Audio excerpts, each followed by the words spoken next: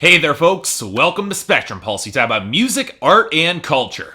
And today, we're going to be talking about the newest album from Panic! At the Disco, titled Death of a Bachelor. I'm going to admit, right out of the gate, I was worried about this album. And really, that's something you could have said about every Panic! At the Disco album from their sophomore record onwards, especially as a fan that I am. Their first record might have fit reasonably easy within the overwritten theatrical framework of emo-tinged pop rock, but just like their closest parallel in Mariana's Trench, Panic! At the Disco had bigger ambitions, with their second album being an attempt to fuse in 60s-inspired psychedelic pop that won them a lot of well-deserved critical acclaim, but also alienated a significant track of their fan base, especially when pop music was going in a very different direction at that time. So when they tried to pivot back with the underrated Vices and Virtues in 2011 towards a simpler, more accessible template, they might have won back some of that crowd, but at the cost of their primary songwriter and guitarist Ryan Ross, who left along with the bassist. Now, to frontman Brendon Urie's credit, he did manage to work with drummer Spencer Smith for that album and their 2013 album Too Weird to Live, Too Rare to Die, which again was another hard genre shift, this time towards more electronic synth pop, which I'd argue they pulled off pretty damn well. It's a great album, but when I heard that Spencer Smith had left as well, I had the sinking feeling that Brendon Urie's attempt to carry the name forward with session players and minus producer Butch Walker along the way smacked of a lot of desperation. And thus, can anybody really blame me for being kind of cautious when I started hearing some mixed buzz about Death of a Bachelor, primarily written, composed, performed, and produced by Brendon Urie himself? While there have been critics, including myself, who have made the Brian Wilson comparison to Urie for his genre-bending brand of pop music and knack for some really heartfelt hooks that have a lot of power to them, this was starting to look more like a frontman who had alienated his entire band away and was trying to push forward his unique solo vision, which in this case was described as Queen meets Sinatra. And look, I like bombast. I love pop music with the ambition to go for pompous pretentiousness and the heart to make it rise above. There's a reason that Mariana's Trench's Astoria was my favorite record of 2015. Also the brainchild of a genius pop frontman, songwriter, and producer in Josh Ramsey. But at the end of the day, Mariana's Trench was still a band that always had a strong foundational sound, whereas Panic! At the Disco is a glorified solo project nowadays that rarely at their best was even consistent. But hey, I'll give Brendon Urie credit for somehow pushing this past the label to market. Clearly somebody had enough faith in this album to put money behind it, even if it is being dropped in mid-January. So, how did Death of a Bachelor turn out? Well, you can all relax a little bit. It wasn't the catastrophe that I was expecting, but it most certainly is desperate. However, this sort of desperation is intentional. Start digging into this record and you realize that Death of a Bachelor is very much a transitional record, with Brendon Urie finally dealing with his past and building out a fresh direction. And I'll give him points for getting close to making it work, but if I'm being honest, this record gave me a headache every single time I tried listening through it. And the more I think about it, the less I like it. Yes, there is a baseline for quality that comes with Panic! At the Disco albums, but if I'm being honest, this is Brendon Urie's weakest project to date, and probably the album that I'm least likely to recommend out of their discography. So before you all lynch me here, let me try to explain why this record really isn't working as well as I'd like, and the best place to start is Brendon Urie. Now, I'll give him a lot of points for having huge pipes that can take center stage on this album, and you can tell he's working his ass off. Sure, he's not Freddie Mercury or Josh Ramsey, but he's got charisma, stage presence, and personality, and he's making it work to his advantage on big, brassy, theatrical songs. More than ever, this album calls back to Panic! At the Disco's first album and its vaudeville-esque, borderline camp approach to pop music, and Brendon Urie can pull this off. But unfortunately, that's not the only thing he's trying to do, because remember when I said he described this album as Queen meets Sinatra? Yeah, it's the latter case when this record really suffers, and it's entirely an issue of delivery. Like Frank Sinatra or not, he was the sort of performer who coasted off of pipes and charisma, but also in a brand of retro, old school cool that didn't even have to pretend to care. This album, like most emo-tinged records, cares way too much. And no matter how many self-deprecating winks Urie might make at the audience throughout these songs, that raw, earnest sincerity at his core means that he really can't pull off that sort of cool. Now granted,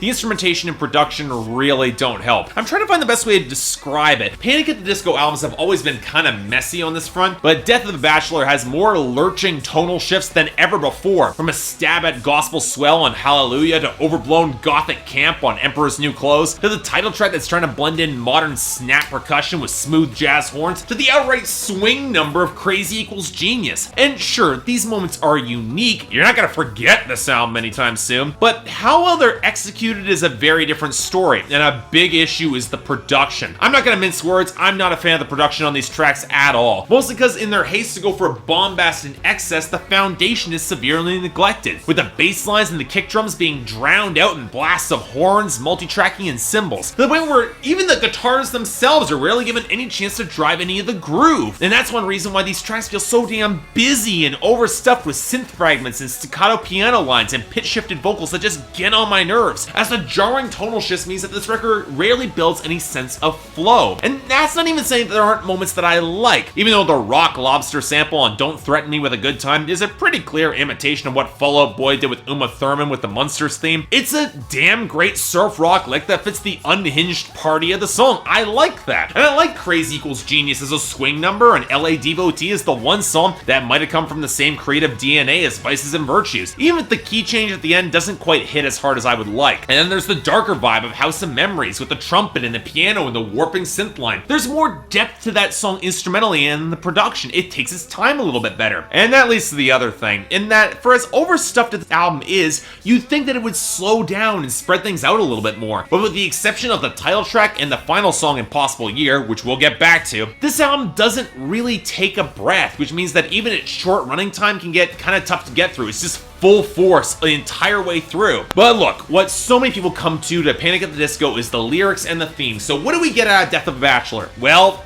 it's transitional. And I mean that thematically, as Brendon Urie is singing about the shift from the wild parties to settling down with his wife and adjusting to being the solitary, consistent member of this band, both of which he doesn't really seem to have accepted all that well. You get the impression that he likes the hyper-lurid bacchanalian parties so much more simply because of the detail he pours into the songwriting, along with the underlying commentary on songs like Crazy Equals Genius, that the woman that he loves sees right through to the more normal guy underneath, and that crazy that he might put forward doesn't always translate to genius, or if it does, it's certainly self-destructive. And hell, these moments of self-aware commentary on the party are what made his last album work so damn well, so why aren't they really resonating here? Well, part of it's tone. I get the impression from songs like The Good, The Bad, and The Dirty that Urie's almost looking for a fight as the drama fades away and he doesn't really have that beef with his former band members. And while he has contempt for the toxic culture of celebrity in Hollywood, it's not like you can go through this album or the band's entire discography and find some of their best material entrenched in that shallow theatricality, subverting it by just being a little smarter. This album doesn't really do that though.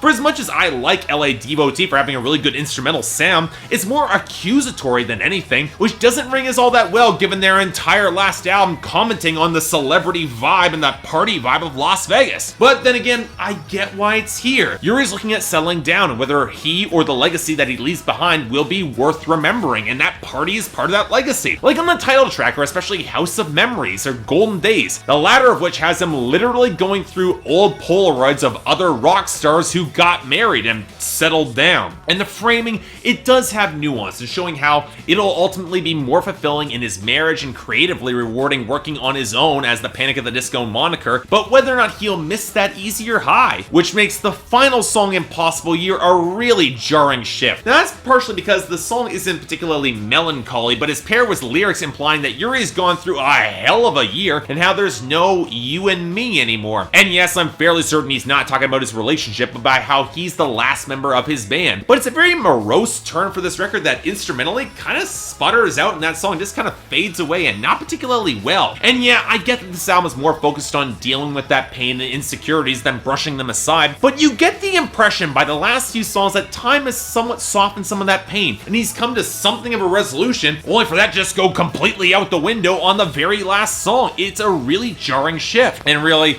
that's kind of this record in a nutshell. It's trying so hard to hammer on memorable bombast and legacy, building a new future and reconciling with the past, and yet it feels so hollow for it, and really hasn't dealt with anything the more you think about it. Instead, the veneers are piled on so heavy and thick, and it's hard not to see it all as caricature and not a flattering one. Loud and braying and messy and ultimately a lot thinner than it should be. And look, I can see why some fans will really like this album. There's a foundation for good pop songs here, especially if you like the jazzier side with all the horns. And we do get some good songs here. But for me, if I'm being honest, it's a 6 out of 10 and only a recommendation if you're a fan. If you're not and you still want to taste this sort of bombast power pop rock, check out Astoria by Marianas Trench. It's just as over the top, but I'm being honest, honest, there's a lot more to it than this. So yeah, thanks a lot for watching. If you'd like to like and subscribe, I'd be more than grateful. So apparently this was my 500th review doing these music reviews on YouTube. I gotta thank you all for doing that, like, for sticking by and watching for all that. I really do appreciate all the time that you guys have spent watching this channel and helping it grow to where it is. 2.5 years, we've grown more than I ever would have expected. Yeah, sure, I haven't gone crazy viral, but you don't go crazy viral in the music review game, and I've long accepted that. And really, I've enjoyed the community conversations that we've all had, especially considering I'm expecting there will be some contentious conversations surrounding this album. So leave your comments below telling me all the areas where I am so wrong.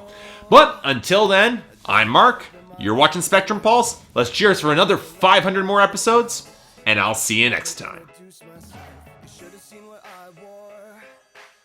I had a cane and a party hat.